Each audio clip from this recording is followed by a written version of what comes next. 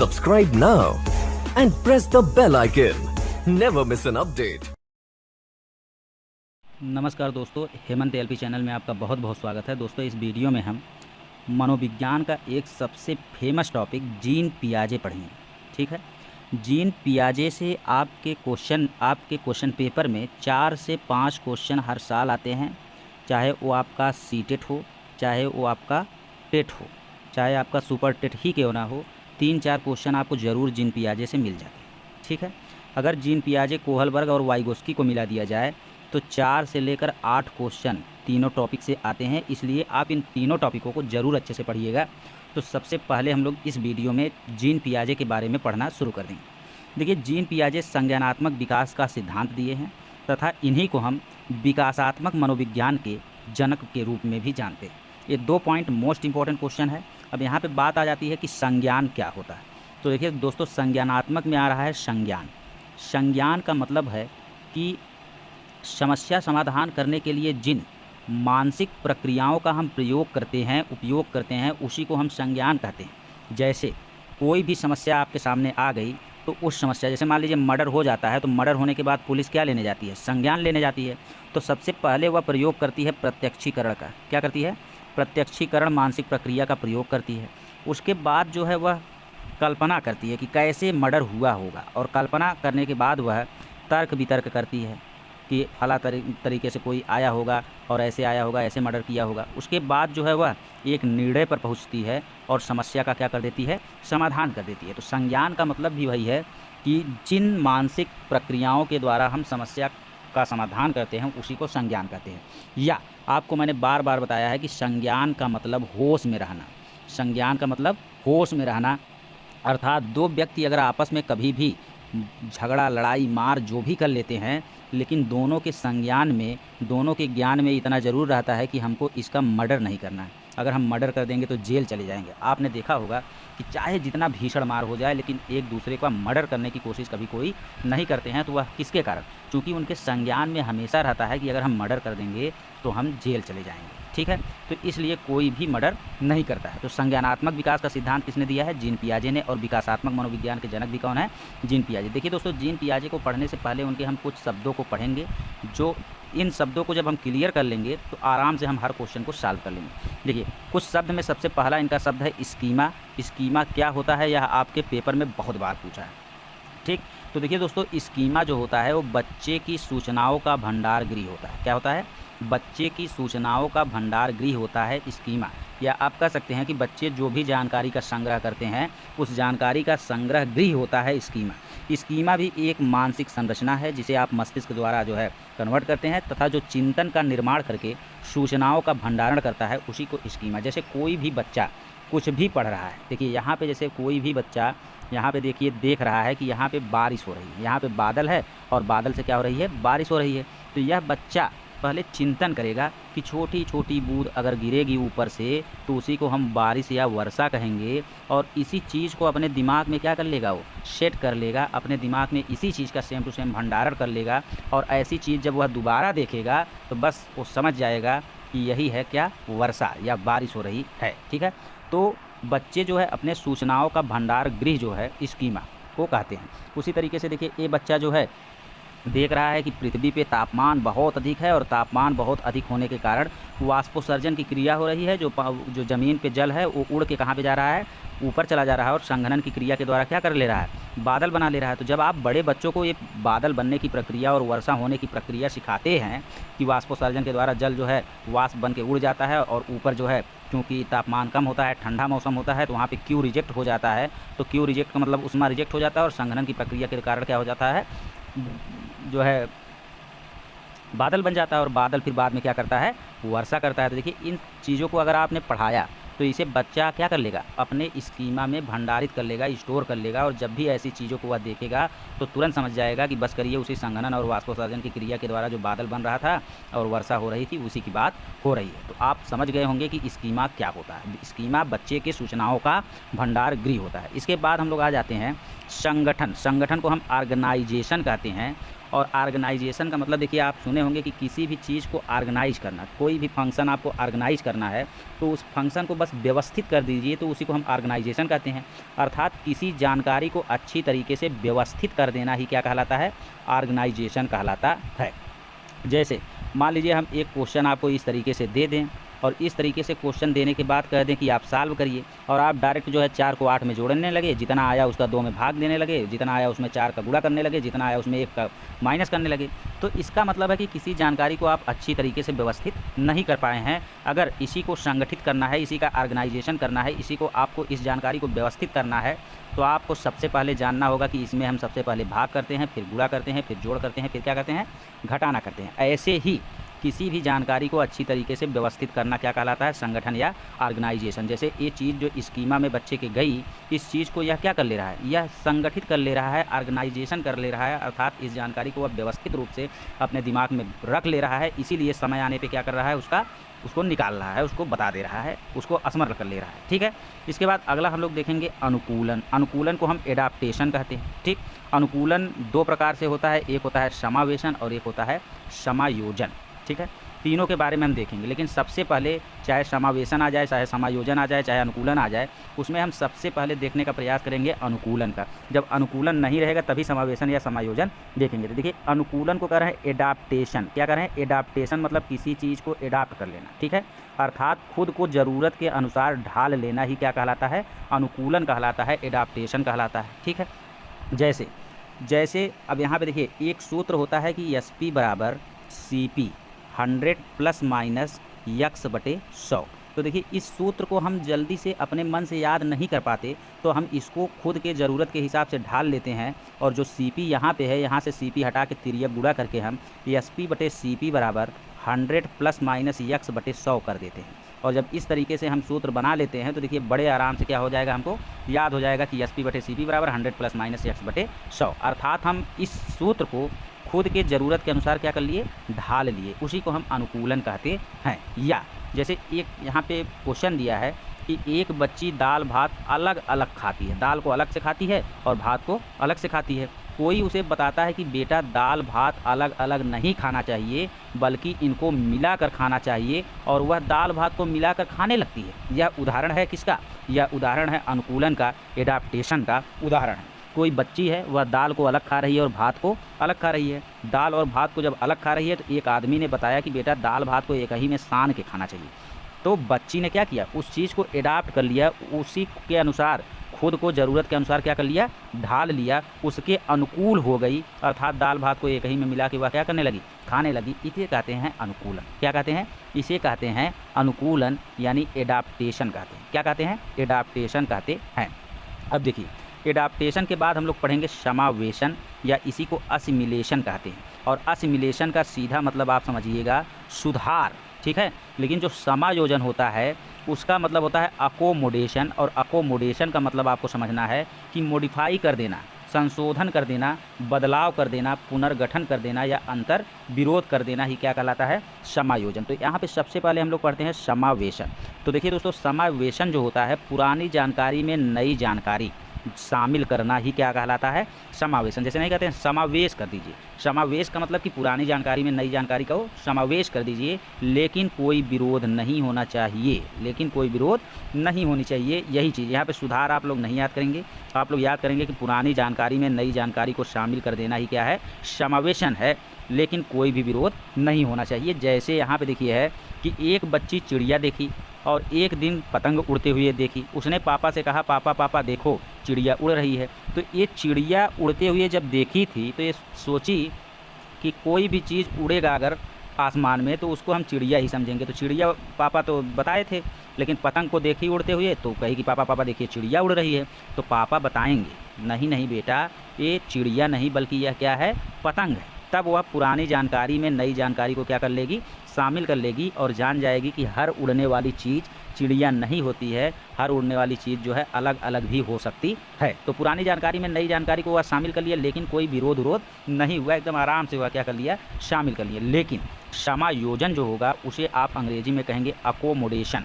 तो अकोमोडेशन में लिखा है मॉडिफाई करना, तो मॉडिफाई को संशोधन भी कर सकते हैं, बदलाव भी कर सकते हैं, पुनर्गठन भी कर सकते हैं और अंतर विरोध भी कर सकते हैं। यानी नई जानकारी पुरानी जानकारी से अगर नहीं मिल रहा है तो उसे अकोमोडेशन कहेंगे। ठीक है, जैसे देखिए यहाँ पे कौवा है, कौवा काला है, तो लेकिन कोयल को भी देखता है, तो कोयल को भी कहेगा क्या, काला है, लेकिन अंतर किसके आधार पे करेगा, आवाज़ के आधार पे करेगा। अर्थात जो पूर्व ज्ञान था और जो नई जानकारी है, जो पूर्व निर्मित स्कीमा थी और जो वर्तमान स्कीमा है, जब ये दोनों आपस में नहीं मिलेंगे तो उसी को हम कहेंगे समायोजन। क्या कहेंगे, समायोजन। या आप कह सकते हैं कि यहाँ पे देखिए बदलाव किया बच्चा, जैसे यहाँ पे कौवा काला है, कोयल भी क्या है, काली है, कौवा भी काला, कोयल भी काला, लेकिन बच्चे को जब कहा जाएगा कि ये कौवा नहीं है बल्कि कोयल है, तो बच्चा देखिए आवाज़ के आधार पर क्या करेगा, अंतर करेगा कि कौवा काँव काँव करता है जबकि कोयल क्या करती है,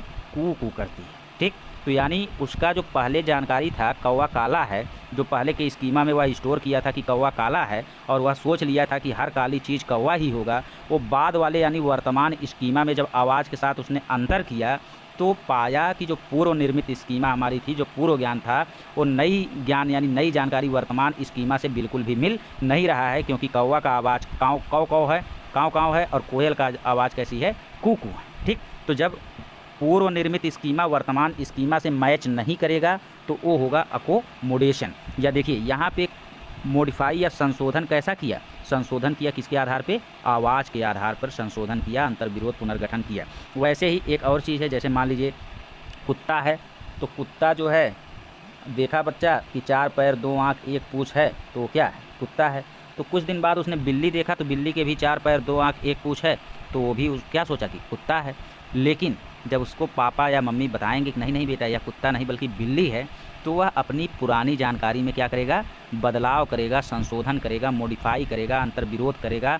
तो बदलाव करेगा किसके आधार पे, फिर बदलाव करेगा आवाज़ के आधार पे कि कुत्ता भौं भौं करता है और बिल्ली म्याऊं म्याऊं करती है। ठीक, उसी तरीके से देखिए एक उदाहरण है जिसमें स्टेज 1 में वर्षा को दिखाया गया है और स्टेज 2 में ये दिखाया गया है कि वर्षा जो होती है वो कैसे होती है। ठीक, तो बच्चा सबसे पहले जानेगा कि भैया बादल बनता है और उससे वर्षा होती है।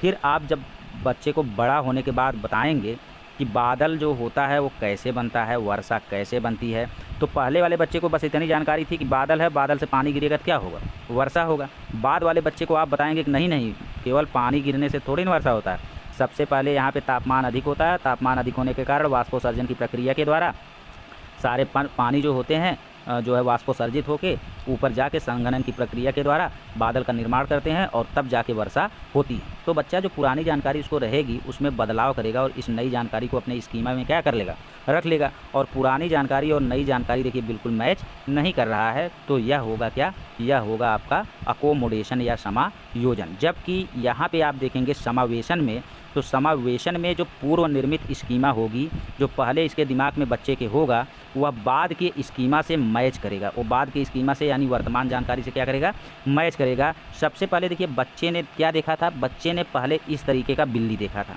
क्या देखा था, इस तरीके की काली जो है देखा था। उसके बाद इस तरीके की बिल्ली उसके सामने आ गई, तो इस तरीके की बिल्ली आई तो वह क्या किया, जान गया कि ये भी क्या है, बिल्ली है। इस काली बिल्ली को देखकर वो अपने पूर्व निर्मित स्कीमा से उसका क्या किया, मिलान किया और जान गया कि ये भी क्या है, बिल्ली है। वैसे ही यहाँ पे पहले वो चिड़िया देखा था और चिड़िया देखने के बाद यहाँ पे पतंग देखा, तो पापा ने बताया कि बेटा ये चिड़िया है ये भी उड़ती है और ये पतंग है ये भी उड़ता है। तो यह अपने पुरानी स्कीमा से क्या किया, मैच किया और देखा कि दोनों क्या हैं, समान हैं। तो दोनों समान रहेंगे, कोई संशोधन नहीं करना होगा, कोई अंतर विरोध नहीं होगा, तो वह होगा आपका असिमिलेशन होगा। और असिमिलेशन को हम समावेशन कहते हैं, आत्मसातकरण कहते हैं, या इसी को तदात्मीकरण भी कहते हैं।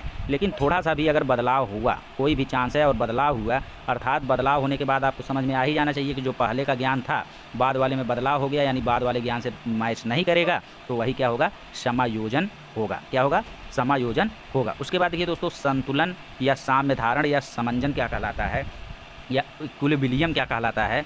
तो दोस्तों देखिए संतुलन कहलाता है क्या, जैसे कुत्ता है और बिल्ली है, कुत्ता का 4 पैर 2 आँख 1 पूँछ है और बिल्ली के भी 4 पैर 2 आँख 1 पूँछ है। तो यहाँ तक संतुलन नहीं है, बल्कि क्या है, असंतुलन है। जब तक कि हम ना जान जाएं कि कुत्ता भौं भौं करता है और बिल्ली म्याऊं म्याऊं करती है, तब यहाँ पे क्या हो जाएगा, संतुलन हो जाएगा। जब पूरी जानकारी हमको होगी तभी हम संतुलन में या इक्विलिब्रियम में रहेंगे। जब हमको पूरा असिमिलेशन और एकोमोडेशन के बारे में पूरी जानकारी रहेगी तभी जो है हम इक्विलिब्रियम या संतुलन की स्थिति में रहेंगे। अगला है संक्रिया। तो दोस्तों देखिए, संक्रिया क्या होती है, संक्रिया क्या होती है, तो संक्रिया के बारे में हम देखते हैं। देखिए दोस्तों, संक्रिया क्या होती है, तो संक्रिया को हम क्या कहते हैं, ऑपरेशन कहते हैं। क्या कहते हैं, ऑपरेशन कहते हैं। बच्चा एक नन्हा वैज्ञानिक है, एक खिलौना पाएगा तो तोड़ डालेगा और पुनः उसे जोड़ने का प्रयास करता रहता है। इसी को हम क्या कहते हैं, इसी को हम संक्रिया कहते हैं। दोस्तों क्या कहते हैं, इसी को हम संक्रिया कहते हैं।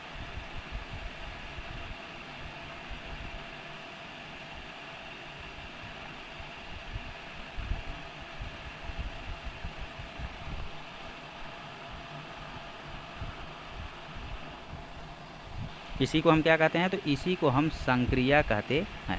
तो दोस्तों देखिए, संक्रिया जो होता है, संक्रिया को अंग्रेजी में ऑपरेशन कहते हैं और बच्चे जो है संक्रियात्मक क्रिया करते हैं। जीन पियाजे ने कहा कि बच्चा एक नन्हा वैज्ञानिक है जो किसी भी खिलौने को पाएगा तो पूरी तरीके से तोड़ डालेगा और तोड़ने के बाद उसको पुनः जोड़ने का प्रयास करेगा। तो वैसे ही वैज्ञानिक भी होते हैं जो कोई सामान पाएंगे तो उसको एकदम पहले पूरा उसको खंगाल डालेंगे और उसमें से कोई नया चीज़ निकालने का प्रयास करते हैं। तो देखिए, बच्चा देखिए क्या कर रहा है, पहले एक खिलौने को पाया और उस खिलौने को पूरी तरीके से तोड़ दिया, उसके बाद उसको जोड़ने का प्रयास कर रहा है। ठीक है, उसके बाद अगला है, देखिए दोस्तों, वस्तु अस्थायित्व। वस्तु अस्थायित्व को ही हम ऑब्जेक्ट परमानेंस कहते हैं या इसी को हम वस्तु की निरंतरता कहते हैं। और इसकी परिभाषा होती है कि भले ही वस्तुएं आँखों से ओझल हों लेकिन उनका अस्तित्व हमेशा बना रहता है, या आप कह सकते हैं कि छिपी हुई वस्तुएं ढूंढ निकालना ही क्या कहलाता है, वस्तु अस्थायित्व। तो कहने का मतलब ये है कि वस्तुएं आंखों के सामने नहीं, फिर भी उस वस्तु का अस्थायित्व हमेशा बच्चे के दिमाग में बना रहता है। उसी को हम क्या कहते हैं, वस्तु अस्थायित्व कहते हैं। कैसे, जैसे देखिए, बच्चा सो रहा है यहाँ पे, लेकिन भूख लगने पर गला फाड़ फाड़ कर चिल्लाता है, क्योंकि उसे पता होता है कि मम्मी दिख भले नहीं रही है लेकिन मम्मी यहीं कमरे में ही कहीं है। तो मम्मी नहीं दिख रही है, वस्तु नहीं दिख रही है, लेकिन वस्तु यहीं कहीं ना कहीं है, बच्चा यही सोचता है। या जैसे बच्चा मान लीजिए इस तरीके से निप्पल पी रहा है और बाई चांस उसके हाथ से छटक के क्या हो गया, नीचे गिर गया। और जब बाई चांस उसके हाथ से छटक के नीचे गिर गया तो बच्चा गला फाड़ के क्या करने लगता है, रोने लगता है, क्योंकि जानता है कि इसको अभी आके मम्मी उठा के हमको देंगी। अर्थात बच्चे के अंदर वस्तु अस्थायित्व का गुण भी पाया जाता है। जैसे आप देखे होंगे, बच्चे से मोबाइल छीन कर उसे तकिया उकिया के नीचे आप चुरा लीजिए, तो देखिए बच्चा या तो गला फाड़ फाड़ कर रोने लगेगा या तो उसे जल्दी से खोज निकालेगा। करता है कि नहीं? तो यह होता है बच्चा, क्योंकि वह जानता है कि मोबाइल यहीं कहीं पे है। ठीक है, तो इस तरीके से आप पालने में खिलाते हैं, नीचे खिलौना गिर गया या निप्पल गिर जाने पर वह रोने लगता है। तो अर्थात बच्चे के दिमाग में एक रहता है कि जो सामान गिरा है इधर उधर वो यहीं कहीं पे है। ठीक है, उसी को वस्तु अस्थायित्व कहते हैं। अगला है जीववाद या सजीववाद। ठीक है, तो अपने आसपास की वस्तुओं या खिलौनों को जीवित करने का भ्रम करता है कौन? बच्चा। यानी अपने आसपास के जो भी खिलौने होते हैं उन्हें बच्चा क्या समझता है?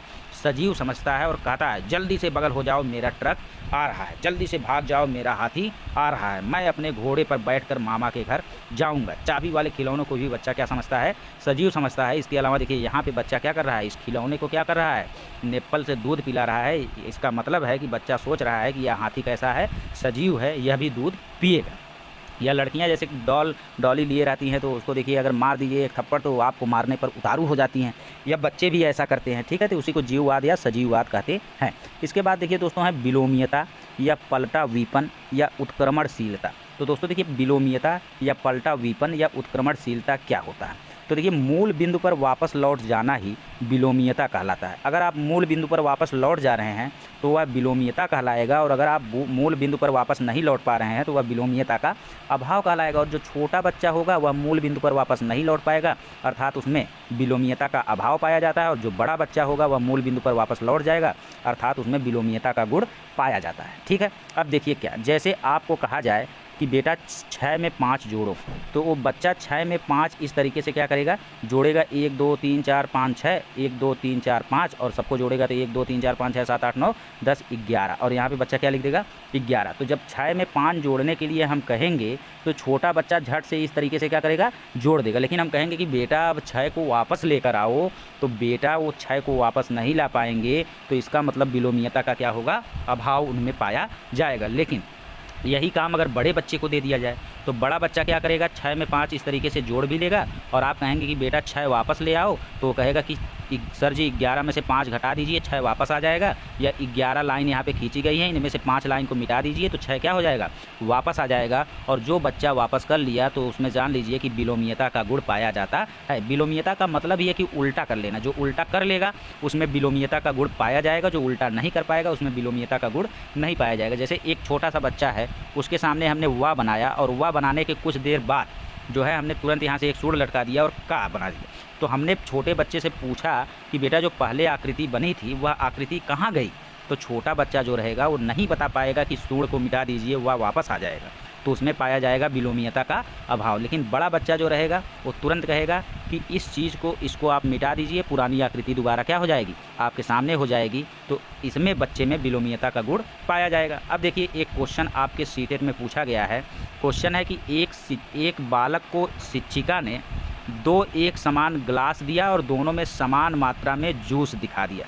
ठीक, तो देखिए दोनों समान है एकदम और दोनों में समान जूस भी है।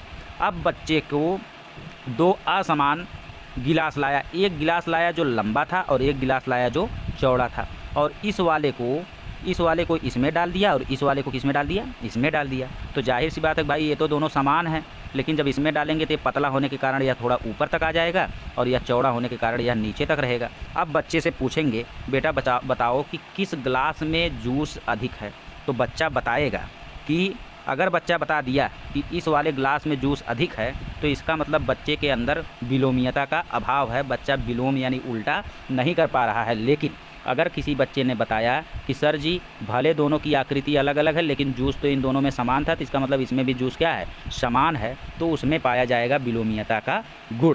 ठीक है, तो यहाँ पे इस तरीके के क्वेश्चन आपके एग्जाम में आते हैं। और जैसे सेम टू सेम बिलोमीयता है वैसे संरक्षण है, बस संरक्षण में भी बच्चा मूल आकृति को अगर भूल जाएगा तो संरक्षण का अभाव होगा, और अगर मूल आकृति को बच्चा याद रखेगा तो संरक्षण का अभाव नहीं होगा। जैसे एक आकृति हमने इस तरीके से बनाया और कुछ देर बाद यहाँ पे हमने एक क्या कर दिया, लाइन खींच दिया और यहाँ पे कोड बना दिया और बच्चे से पूछा कि बेटा पहले वाली लाइन कहाँ है। अगर बच्चे ने बता दिया कि आप इसको मिटा दीजिए तो पहले वाली लाइन आ जाएगी, तो इसका मतलब बच्चे के अंदर संरक्षण का गुण है। लेकिन अगर छोटा बच्चा है तो वह नहीं बता पाएगा, और नहीं बता पाएगा तो इसका मतलब उसमें संरक्षण का अभाव है। तो यह चीज़ जो होगी वो आकृतियों में होगी, और वह चीज़ जो होती थी वो अक्षर या गिनती में होती थी। ठीक, उसके बाद देखिए बच्चा मूल प्रवृत्त्यात्मक व्यवहार भी करता है। तो मूल प्रवृत्त्यात्मक व्यवहार क्या होता है, जैसे बच्चे को भूख लगा तो वह चिल्लाने लगेगा, रोने लगेगा, वह इसकी मूल प्रवृत्ति है। बच्चे को डर लगा, भय लगा तो वह भागने लगेगा।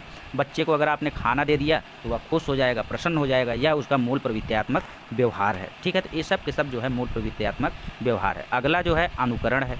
तो अनुकरण करके बच्चा क्या करता है, सीखता है। बड़ों को देखकर उसी प्रकार से बच्चा अनुकरण करना चाहता है, और अनुकरण या अवलोकन के द्वारा ही बच्चा क्या करता है, सीखता है। इसको बहुत अच्छे से अल्बर्ट बंडूरा ने बताया है। तो बच्चा जैसे मम्मी पापा को ब्रश करते हुए देखता है, जैसे बाल झाड़ते हुए देखता है, जैसे नहाते हुए देखता है, जैसे जैसे पापा साबुन लगाते हैं वैसे वैसे बच्चा भी क्या करता है, साबुन लगाता है। तो ऐसे अनुकरण करके बच्चा सीखने का प्रयास करता है। ठीक है, उसके बाद देखिए अगला है निर्माण एवं खोज। तो कहीं पर भी निर्माण एवं खोज आपको ऑप्शन में मिले तो समझ लीजिए कि वह क्वेश्चन जीन पियाजे का होना चाहिए, और वही ऑप्शन आपका क्या होना चाहिए, सही होना चाहिए। तो देखिए निर्माण एवं खोज में इन्होंने बताया कि बच्चा एक नन्हा वैज्ञानिक है और वह अपने ज्ञान का निर्माण या अपने ज्ञान की खोज या अपने ज्ञान को सृजन खुद करता है, या अपने ज्ञान की रचना खुद करता है। अर्थात बच्चा एक नन्हा वैज्ञानिक है और वह अपने ज्ञान का सृजन स्वयं करता है। इसका श्रेय किसको गया, पियाजे को गया। जैसे बच्चा खेलता रहेगा, किचन में पहुंचेगा, किचन से एक गिलास उठाएगा और पापा से पूछेगा पापा ये क्या है, तो पापा बताएंगे गिलास है।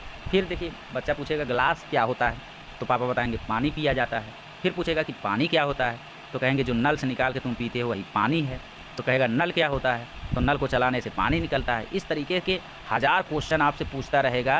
क्यों पूछता रहेगा, क्योंकि वह अपने ज्ञान का निर्माण या सृजन क्या कर रहा है, स्वयं कर रहा है। वह अपने ज्ञान को स्वयं क्या कर ले रहा है, खोज ले रहा है, अपने पूर्व ज्ञान के आधार पर नए नए अनुभवों को प्राप्त करना ही क्या कहलाता है, निर्माण एवं खोज कहलाता है। इसका श्रेय जो है पियाजे को जाता है। ठीक है, अब यहाँ पे एक चीज़ इन्होंने ये भी बताया कि भौतिक विश्व के साथ अनुभव, यानी बच्चा भौतिक विश्व के साथ क्या बनाता है, अनुभव बनाता है। यानी बच्चे अपने पूर्व ज्ञान के आधार पर या पूर्व अनुभव के आधार पर विश्व से नई नई चीज़ों का निर्माण करते हैं, नई नई चीज़ों का खोज करते हैं, नए नए ज्ञान का सृजन करते हैं। उसी को भौतिक विश्व के साथ आप अनुभव भी कहते हैं। ठीक है, इसके बाद दोस्तों देखिए संज्ञानात्मक विकास के 4 चरण आएंगे। चारों चरण के बारे में हम लोग पढ़ेंगे। अब जो है इसको हम पार्ट 2 में पढ़ेंगे। ठीक है दोस्तों, धन्यवाद।